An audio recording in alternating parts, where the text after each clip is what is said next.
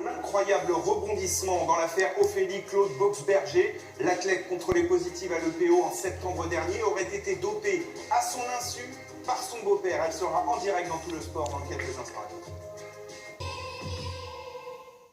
Bonsoir à tous, très heureux de vous retrouver en ce vendredi 29 novembre. On ouvre ce Tout le Sport avec un rebondissement incroyable dans l'affaire Ophélie Claude Boxberger qui est avec nous en direct et que nous allons entendre dans quelques instants. Mais avant cela, Thierry Vildary, vous allez nous rappeler les faits. Alors les faits, une affaire de dopage qui commence de manière tout à fait classique. Un contrôle de Ophélie Claude Boxberger durant son stage préparatoire au championnat du monde de Doha, stage à Font-Romeu le 18 septembre dernier. Elle est ensuite notifiée qu'elle a été contrôlée positive. Une enquête est lancée par le pôle santé du parquet de Paris et les gendarmes de l'OCLAES. Des gardes à vue cette semaine. Et durant une garde à vue de Ophélie Claude Boxberger et de son beau-père Alain Flaccus, un proche qui était avec elle à Font-Romeu, Alain Flaccus aurait avoué lui avoir injecté de l'EPO à son insu. Alors, Ophélie, vous êtes avec nous en direct. Il faut d'abord savoir si c'est possible, selon vous, qu'on vous ait injecté de l'EPO à votre insu, en sachant que de l'EPO s'injecte par des piqûres, sous-cutanées ou en intraveineuse. Est-ce que selon vous c'est possible? Est-ce que ces faits correspondent à la réalité ou à ce que vous avez vécu?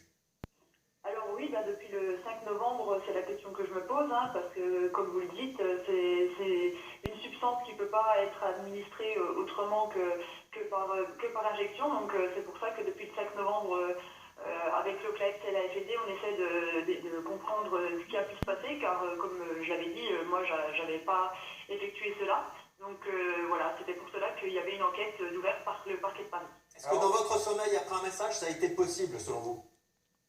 Alors, c'est ce qui a été. Moi, j'ai pas tous les éléments de l'enquête. C'est pour ça que moi, je peux pas, pour le moment, me prononcer sur exactement ce qui s'est passé, car moi, je suis sortie de garde à vue. Il était encore en garde à vue quand moi j'ai été libérée.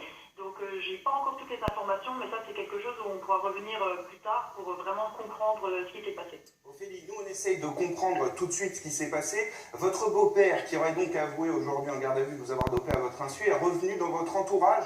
Alors, vous aviez déposé une plainte d'abord pour agression sexuelle contre lui avant de la retirer. Quel était son rôle très précis auprès de vous, là, ces dernières semaines? Alors oui, il était en effet responsable d'agression sexuelle pendant mon enfance. J'avais retiré ma plainte car ma maman était aussi mise en cause et pour lui éviter de la prison, j'avais décidé de retirer cette plainte. Il est revenu dans mon entourage à la demande de ma maman pour essayer de renouer un peu des liens familiaux qui avaient été brisés après plus de 12 ans de cette affaire. Et il est revenu un peu en tant qu'assistant, c'est-à-dire m'aider dans mes séances à vélo et notamment s'occuper un peu, comme j'étais blessée cette année, un petit peu assurer les soins sur Font-Romeu car la fédération n'avait pas mis d'encadrement ni fédéral ni médical. Donc il avait un petit peu ce rôle-là pour pas que je me retrouve esselée en vue de la préparation des championnats du monde de Doha. Et Ophélie, pourquoi vous aurait-il dopé à votre insu alors? Alors justement, c'est pour ça que j'étais un peu en état de choc. Il y a eu une mise en présence par les gendarmes de l'OCLAES aujourd'hui. Ça fait 48 heures et à l'issue d'une première confrontation déjà avec ma maman, un témoin a été entendu pour lequel il avait fait des aveux assez édifiants alors que j'étais encore au championnat du monde de Doha. Donc ce témoin a été entendu.